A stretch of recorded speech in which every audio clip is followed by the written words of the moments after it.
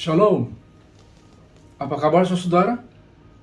Masih survive, bertahan, dan hidup setelah pandemi COVID-19 melanda dunia dan negeri kita lebih dari 1,5 tahun ini? Jangan fokus pada berapa banyak orang sudah terpapar, berapa banyak orang sudah menghuni rumah sakit, berapa nyawa telah hilang, atau berapa banyak usaha sudah tutup dan orang kena PHK. Mari kita fokus pada janji Tuhan, bagaimana bertahan dan maju, terus melangkah di tengah pandemi yang belum terkendali ini. Saat ini, 9 hari lagi, bangsa Indonesia akan memperingati Hari Kemerdekaan RI yang ke-76.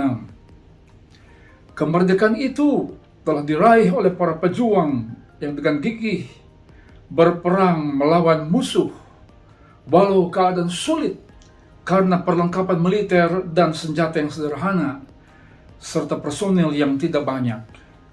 Walaupun begitu, toh kita bisa merdeka dari penjajahan melalui perjuangan yang gigih. Menjelang hari kemerdekaan ini, juga Gracia Poli dan Apriani Rahayu berhasil memecahkan rekor di Olimpiade Tokyo 2020 menjadi ganda putri pertama RI yang mencapai 8 dan 4 besar, kemudian masuk semifinal, lalu final dan meraih medali emas. Bayangkan, tidak diunggulkan, tidak ditargetkan medali, hanya diminta tembus 8 besar. Ternyata dapat membabat ranking 1 dan 2 dunia, lalu meraih emas lewat perjuangan jatuh bangun. Kalau Anda jatuh bangun saat pandemi ini, teruslah bertahan dan berjuang sampai meraih kemenangan. Saya punya cerita yang tidak biasa. 5 tahun yang lalu, saya renovasi rumah dan membuat dak beton di atas teras. Waktu berlalu cepat tanpa saya sadari. Setelah 5 tahun, saya melihat ada sebuah tanaman kecil di celah beton di atas dak atap teras. Pertanyaannya, siapa yang menanam pohon di atas atap itu? Bagaimana pohon itu dapat tumbuh di celah beton tanpa tanah, diterpa angin kencang, panas terik sepanjang hari, dan kadang hujan deras beberapa jam dalam sehari, bahkan tiap hari saat musim hujan. Tumbuhnya pohon itu menggambarkan apa yang tertulis dalam Mazmur 92 ayat 13-16. Orang benar akan bertunas seperti pohon kurma, akan tumbuh subur seperti pohon aras di Libanon. Mereka yang ditanam di dalam bait Tuhan akan bertunas di pelataran Allah kita. Pada masa tua pun mereka masih berbuah, menjadi gemuk dan segar untuk memberitakan bahwa Tuhan itu benar, bahwa Ia gunung batuku dan tidak ada kecurangan padanya. Siapa orang benar itu? Orang benar adalah orang hidup memenuhi tuntutan hukum atau firman Tuhan. Apa yang maksudnya bertunas? Kata bertunas berarti memecahkan keluar atau muncul seperti tanaman yang muncul dari dalam tanah atau celah beton. Mengapa mereka digambarkan seperti pohon kurma? Karena pohon kurma sanggup tumbuh di gurun, tahan panas, kurang air, tahan banting. Mengapa digambarkan seperti pohon aras atau cedar of Lebanon? Pohon aras atau cedar itu adalah lambang kekuatan, sebab tanaman itu pohon itu muncul tinggi, tumbuh sampai 40 meter tingginya dengan diameter bisa sampai 2,5 meter, dan juga lambang hidup yang lama, longevity sampai lebih dari 100 tahun. Nah, mari kita simak kisah pohon di atas atap beton dan firman Tuhan hari ini. Saya ingin bicara tentang bertahan di tengah pandemi. Yang pertama, ada kehidupan. Pohon itu bertahan, ada kehidupan di masa walaupun sulit. Pohon itu tentu tidak ditanam sengaja oleh tukang yang merenovasi rumah saya. Jadi tidak mungkin ada burung yang lewat sengaja menjatuhkan biji tanaman saat dia lewat di atas bangunan, karena pasti biji itu tidak akan tumbuh. Yang pasti biji tanaman itu ada dalam pasir saat sedang adukan beton sedang dicampur.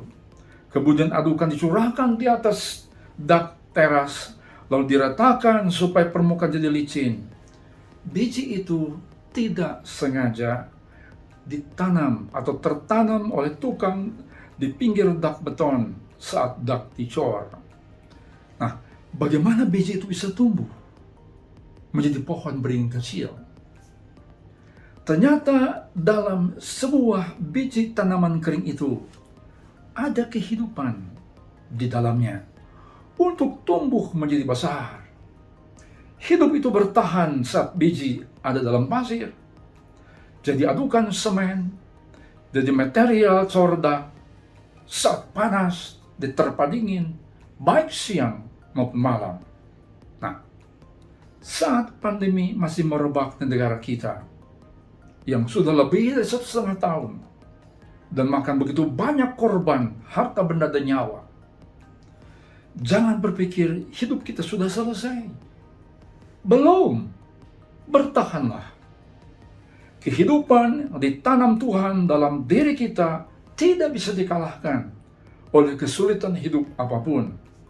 Dalam diri kita ada kehidupan yang ditanam oleh Sang Pencipta, supaya kita bisa hidup dan bertahan. Hidup kita beda dengan tumbuhan atau hewan yang diciptakan hanya lewat firman. Untuk menciptakan kita, Allah menghembuskan nafas hidup yang berasal dari dirinya. Hidup yang tidak akan pernah musnah oleh apapun. Ada kehidupan walau sulit. Untuk itu yang kedua, ada ketahanan walau sedikit. Pohon yang tumbuh di dak beton rumah saya hidup dalam kondisi yang sangat minim. Dia tumbuh di celah beton yang keras, bukan tanah subur yang penuh gizi. Pohon itu hanya bergantung pada air hujan, karena saya tidak pernah menyiramnya. Tiap hari kena panas matahari dari pagi sampai sore, ditambah panasnya dak beton yang terkena matahari. Jangan saudara berpikir bahwa hidup itu hanya bisa eksis, ada dalam kondisi hidup yang normal, dapat cuan yang banyak, punya relasi banyak, punya ruang gerak yang banyak, punya peluang hidup yang banyak. Nah, belum lama ini saya mendapat info banyak tentang pedagang di Tanah Abang yang telah menjual kiosnya dengan harga murah karena pandemi yang telah membuat aktivitas perdagangan di Serambi sepi. PPKM atau pemberlakuan pembatasan kegiatan masyarakat telah membuat Tanah Abang ditutup beberapa waktu. Kalau telah dibuka kembali, situasi perdagangan tetap sepi.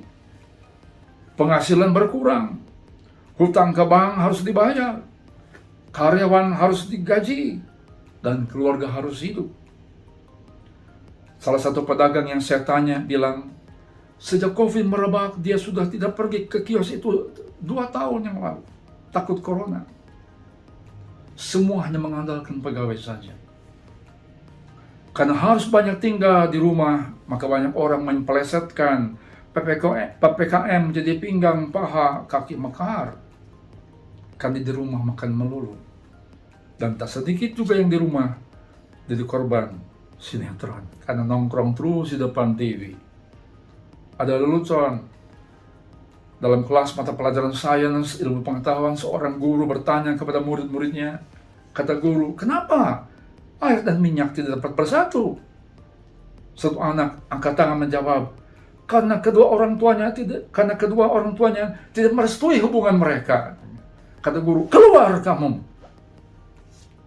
Nah, itu korban sinetron, melihat bagaimana percintaan tidak jadi, tidak direstui.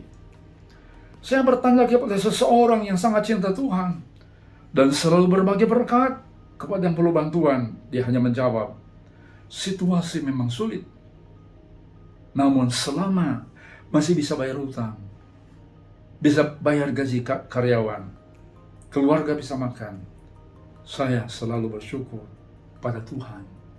Tuhan itu baik, selalu memelihara saya dan keluarga. Kalau Tuhan masih mau pakai saya untuk jadi saluran berkat, maka akan saya lakukan. Mari kita melihat kembali pada apa yang ada di tangan, bukan pada yang hilang. Syukuri sekecil apapun peluang, sekecil apapun berkat. Bukankah Tuhan Yesus mengajar kita hidup secukupnya? Berikanlah kami hari ini makanan kami yang secukupnya.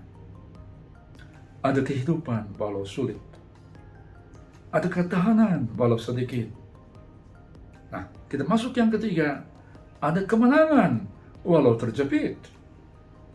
Sebuah kisah lagi yang menarik dari gelaran Olimpiade Tokyo baru-baru ini adalah tentang seorang gadis bernama Margaret McNeil yang memenangkan 3 medali emas, perak, dan perunggu dari cabang renang. Dia lahir di Zhejiang, China, bulan Februari tahun 2000. Lalu diadopsi oleh sebuah keluarga di Kanada karena kebijakan pemerintah Tiongkok waktu itu, 1 anak untuk 1 keluarga. Maggie, begitu nama panggilannya, dibesarkan di London, Ontario, Kanada, dan kemudian masuk Universitas Michigan. Tahun 2019, ia menjadi juara dunia renang akuatik 100 meter gaya kupu-kupu. Dan di Olimpiade Tokyo 2020, ia mengalahkan perenang Tiongkok dengan selisih waktu 0,05 detik. Dia juga memenangkan medali perak untuk 4 kali 100 meter gaya bebas dan perunggu untuk 4 kali 100 meter medley. Foto Maggie meraih emas Olimpiade telah ditonton lebih dari 400 juta kali.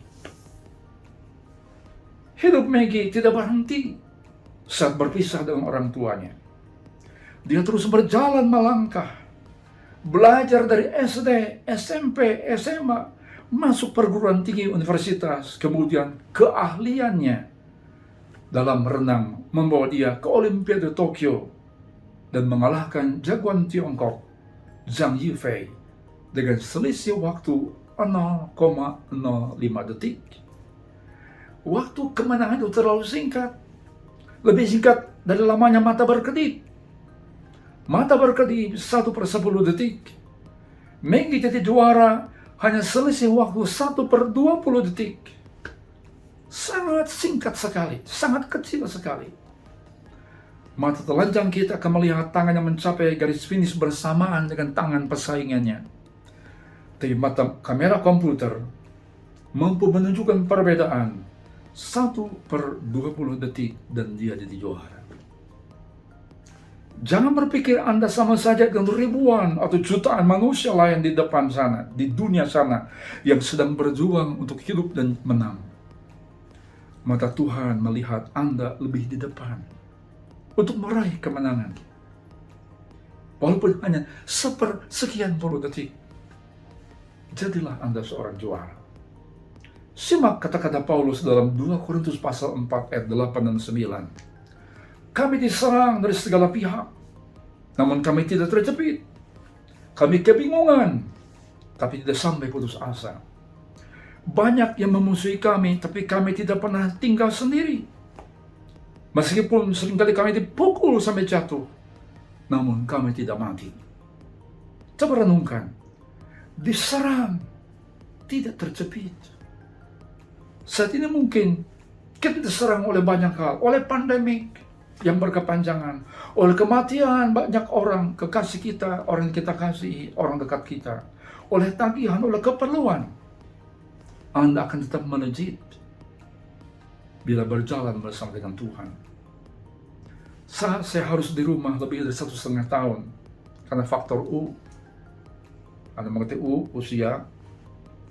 Saya suka kaget kalau buka rekening Bang, ada transferan dari orang-orang yang masih ingat saya. Bahkan orang sering mengirim makanan untuk keluarga kami. Bingung, tidak putus asa. Saat ini mungkin kita bingung. Penjualan tidak ada. Tagihan bertubi-tubi. PPKM membatasi kita, ruang gerak kita nggak bisa kemana-mana. Mesti kemana lagi? Dalam Tuhan selalu ada harapan. Dimusuhi, kita tidak hidup seorang diri. Bayangkan kompetitor kita banyak, rival kita banyak, pesaing ada di sekeliling kita. Anda tidak sendirian. Aku besertamu, kata Tuhan. Dipukul jatuh, tidak mati. Kata istilah tinju TKO, technical knockout. Dipukul 1 kali 2 kali jatuh, bangun lagi, tidak mati, belum selesai. Kalau pernah mendengar kesaksian Gracia Polii tentang perjalanan hidupnya memuncaki ganda putri Olimpiade Tokyo 2020, betapa luar biasanya karya Tuhan dalam hidupnya. Ia pernah cedera tahun 2007, 2009, 2011. Tapi tamat riwayatnya, ia bangkit lagi. Puncaknya, ia pernah didiskualifikasi, dinyatakan tidak boleh ikut Olimpiade 2012 di London. Dia berpikir seperti semua orang berpikir, karirnya sudah selesai. Tapi Tokyo 2020, ia dan Apriani meraih medali emas ganda putri pertama untuk RI. Amsal 24:16 berkata, sebab 7 kali orang benar jatuh, namun ia bangun kembali. Tapi orang fasik akan roboh dalam bencana. Anda boleh jatuh beberapa kali, tapi Anda belum tamat, belum selesai. Bangkit dan jadilah pemenang. Tidak ada batas waktu bagi Anda untuk jadi pemenang, seperti Mazmur 90:16. Pada masa tua pun mereka masih berbuah, menjadi gemuk dan segar. Bahwa Tuhan itu benar, bahwa ia gunung batuku, dan tidak ada kecurangan padanya. Coba simak, renungkan lirik lagu ini. Satu-satunya yang kuandalkan, satu-satunya ku percaya, Engkau sumber kekuatan, sumber pengharapan, sumber kedamaian. Satu-satunya yang kuandalkan, satu-satunya yang ku percaya, Engkau Tuhan memberkati, Tuhan penyembuhku, Tuhan pemulihku. Amin. Tundukkan kepalamu. Mari kita berdoa. Bapa kami di sorga, kami ucap syukur saat pandemi yang berkepanjangan ini. Engkau masih memelihara kami, tetap hidup, sehat, dan berkesempatan mendengar janji firman-Mu. Berkat seluruh jemaat-Mu untuk bertahan dalam segala situasi sampai mencapai kemenangan. Hiburkan segala kepedihan sampai masa sulit berlalu dalam nama Yesus. Amin. Kiranya berkat Tuhan berkelimpahan datang dari Bapa, damai sejahtera dari Tuhan Yesus Kristus, serta penyertaan Roh Kudus berkelimpahan atas saudara semua hari ini sampai selama-lamanya. Amin.